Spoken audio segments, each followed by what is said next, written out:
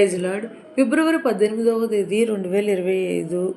ఈరోజు దేవుని వాగ్దానం, ఆయనతో సహవాసము చేసిన ఎడల నీకు సమాధానము కలుగును, అలాగున నీకు మేలు కలుగును.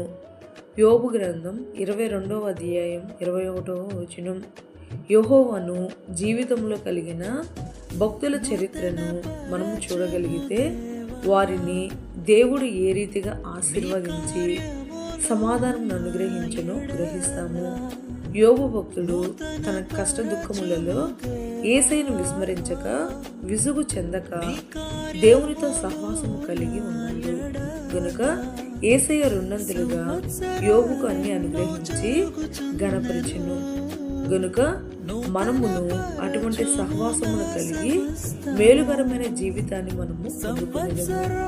ఈ రోజు వాగ్దానం మన జీవితంలో నెరవేరాలని కోరుకుంటూ జీసస్ పరిచర్యలో నీ సహోదరి ఆమేన్. God bless you all.